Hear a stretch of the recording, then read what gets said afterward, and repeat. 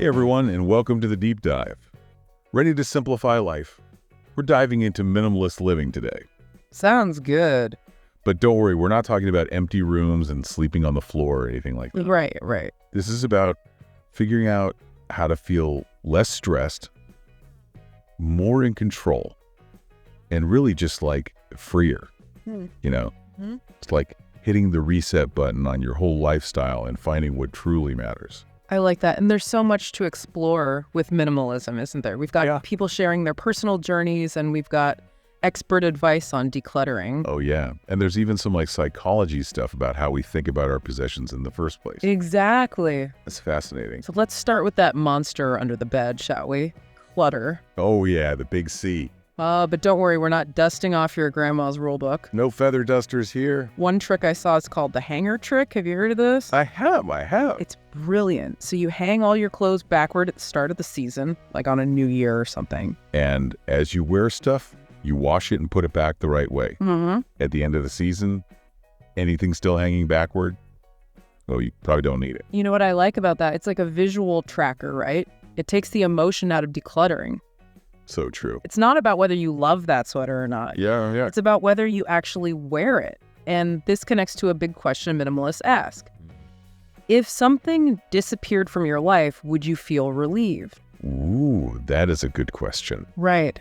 And if the answer is yes, well, then it might be time to say goodbye. Wow, that's deep. But what about those things you're just not sure about? Like, you don't use it much, but maybe someday. I know what you mean. My solution, the maybe pile. Anything I'm on the fence about goes in there. Okay. I wait a few months and then revisit it. If I didn't miss anything, then it's time to donate. I like that it's like a holding period to really see if you need it or not. Exactly. Yeah. And here's another tip. Shop your home. Before you buy something new, look around.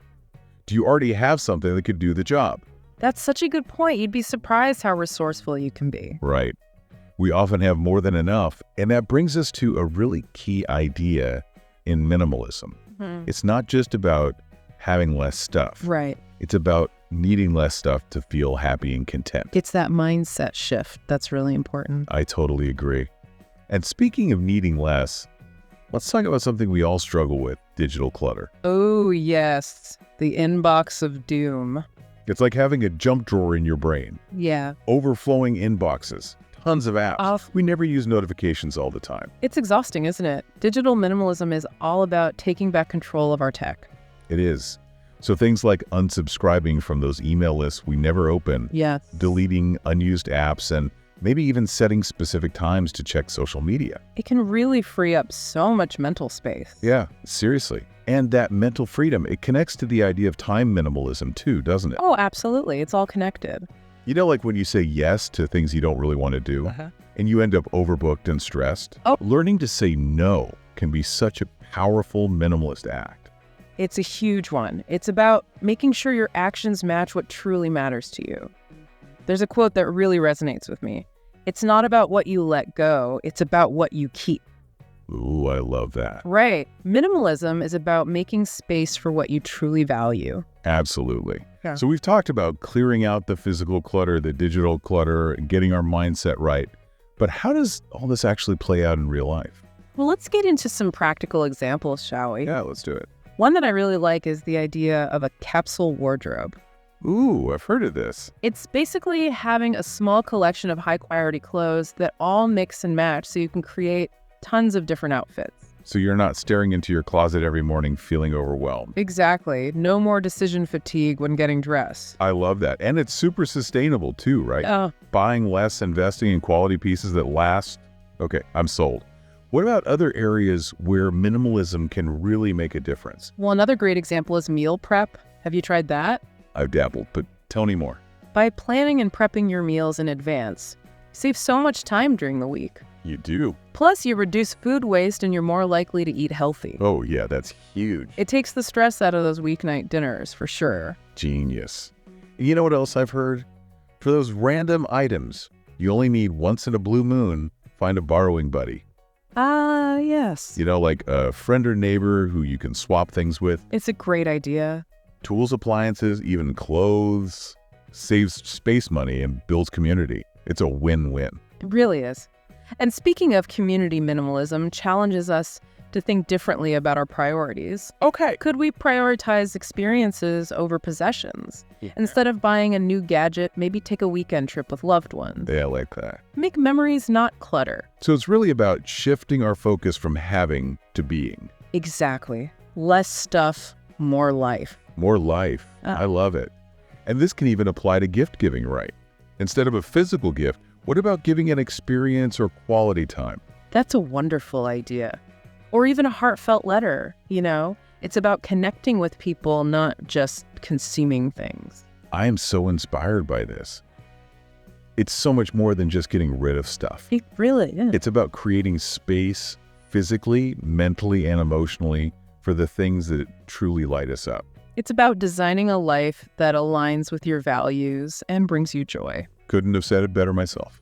It's amazing though, isn't it? Like we spend so much time and energy thinking about what we buy, but then it's those experiences, you know, the things we do that really stay with us. Oh, absolutely. I mean, think about the past 10 years or something. Yeah. What are like the most expensive things you've bought? And then think about your happiest memories, Oh, your top 10s. I bet those lists don't really overlap that much. You're right. I mean, maybe your home would be on both lists. Yeah. But probably because it's where those happy memories happen. Right. Where you connect with people. Not because of like the fancy couch or whatever. Exactly. So possessions can like help create those experiences. But the experiences themselves, that's the real treasure. That's it. Mind blown. Yeah. So instead of buying that new TV, maybe we should be booking that weekend trip or taking that cooking class. You know? It's about really thinking about what matters most. And, you know, speaking of things we think we need, but maybe don't, let's talk about those just in case items. Yeah. You know, Yeah. the bread maker you used once 5 years ago, or clothes that don't fit anymore, but you're like, maybe someday. Well, the just in case trap. Guilty as charged. Yeah. It's like we're so scared of letting go. Yeah. Like there's not enough to go around. Right. As if scarcity is right around the corner. Minimalism makes you think though, doesn't it? Like, is this fear really helping me? Am I actually prepared, or am I just weighed down by all this stuff? So true. It's one thing to be prepared for like emergencies. Yeah. Everyone should have a first aid kit and like a flashlight Right. The essential. and some extra food and water just in case. But a whole basement full of canned goods, that's maybe a bit much. It's about finding that balance, isn't it? Being prepared without going overboard. Now, let's switch gears a bit. We've been talking about decluttering and being mindful about what we bring into our lives, but what about our daily habits? Okay. One really simple thing that can have a big impact is tidying up in the evening. Wait, hold on. Isn't this supposed to be about simplifying life? Not adding more chores? I hear you, but trust me on this one. Imagine waking up to a clean and organized space. Okay. Yeah, I can see that. It instantly sets a calmer, more positive tone for your whole day. And it's one less thing to worry about in the morning when you're rushing out the door. Exactly. Plus, I bet it even helps you sleep better knowing everything is in its place. You're probably right. It's like a little gift to your future self. Exactly. And it doesn't have to be a deep clean, you know, just 10, 15 minutes of putting things away, wiping surfaces can make a huge difference. Okay, I'm convinced. What about the never-ending battle with paper clutter, though? I feel like it's multiplying, even though everything's digital these days. You and me both. The best strategy, deal with it immediately. When you get the mail, sort through it right then and there. Okay. Toss the junk file what you need to keep, and take care of anything that needs action right away. So no more piles building up on the counter. I can do that. And for the important stuff like bills and documents, having a specific spot for them will save so much stress later on. It's all about creating systems that work for you and prevent clutter from taking over. Speaking of systems, let's talk about hidden storage. Ooh, hidden storage. Isn't that like the minimalist dream? You just tuck everything away out of sight and problem solved. Well, it sounds good in theory, but the problem is out of sight often means out of mind. Oh, I see what you mean. Things just get shoved in drawers and closets, never to be seen again. It's like a black hole for stuff. And then when you actually need something, you have to dig through all that overstuffed chaos. It's so frustrating. So instead of hidden storage, try open storage solutions. Like Baskets, trays, clear bins, that kind of thing. that. You can see what you have and it's easy to access things quickly. Makes sense. It's about striking that balance between being functional and looking nice, too. And speaking of looking nice, let's talk about visual clutter. Yes. Even if you don't have a ton of stuff, if it's all crammed together or just randomly placed, it can still feel really overwhelming. Yeah, your eyes don't know where to land. Right, and it creates this sense of unease, like your brain can't relax. It's like having a million tabs open in your mind. So even with a minimalist lifestyle, being mindful of how things are arranged is super important. Absolutely. Like having a limited color palette, Yeah. keeping surfaces clear, and bringing in some natural elements can really help create a sense of peace and tranquility. It's about creating a space that supports your well-being. And speaking of well-being, let's not forget about sleep. The foundation of a good day. How does minimalism play a role in getting a good night's rest? Well, it's about having a regular sleep routine, minimizing distractions in the bedroom, and creating a calming bedtime ritual. So that means no scrolling on your phone in bed. Yeah. That blue light will keep you up all night. Exactly. Think of your bedroom as a sanctuary for sleep. Make it peaceful, clutter-free, a place where you can truly rest and recharge. I love that idea. This is all making so much sense. Minimalism isn't just about the stuff we own. It's about creating a life that supports our well-being in every way. That's it. Yeah. It's about making conscious choices that are in line with our values and creating space for what truly matters. Okay, we've covered a lot of ground here, from decluttering and digital minimalism to managing our time and creating a sleep sanctuary. It seems like minimalism really does touch every part of our lives.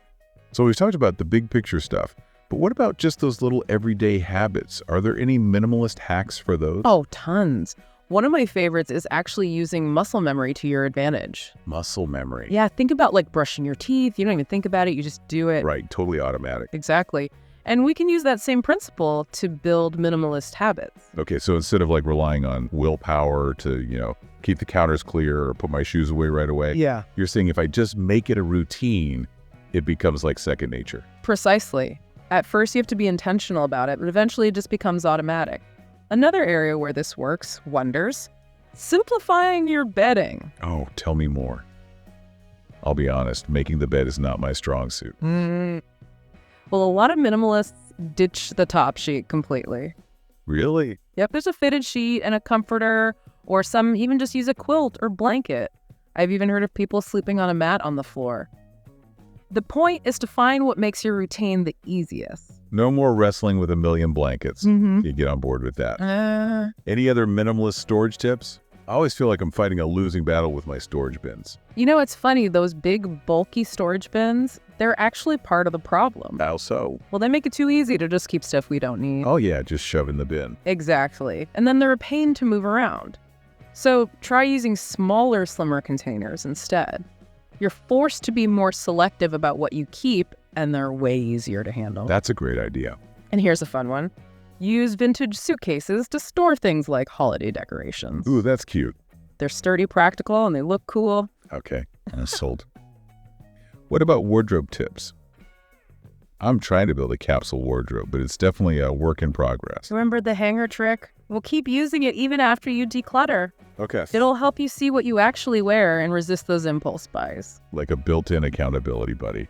What else? A lot of people find it helpful to create a kind of uniform for themselves. A uniform? Like I have to wear the same thing every day? No, not literally. But finding a few key pieces you love that you can mix and match in tons of ways. Okay, I get it. So like if you're a jeans and t-shirt person, find a few amazing pairs of each and suddenly getting dressed is stress-free. Exactly. It streamlines your routine and helps with decision fatigue.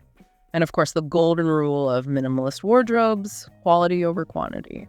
Better to have a few well-made pieces you love than a closet full of fast fashion that falls apart after a few washes. And that goes for everything, really. Yeah, invest in the things that truly bring you value and meaning instead of filling your home with stuff you don't need. This has been such an eye-opening deep dive. Minimalism is so much more than just decluttering. It's about intentionally creating a life you love. It's about creating space physically, mentally, emotionally to focus on what truly matters. It's a journey, and there's no right or wrong way to do it. The key is to find what works for you and have fun along the way. I think that's the perfect note to end on. It's not about deprivation, it's about freedom. Freedom from the clutter, the stress, the constant pressure to buy more stuff.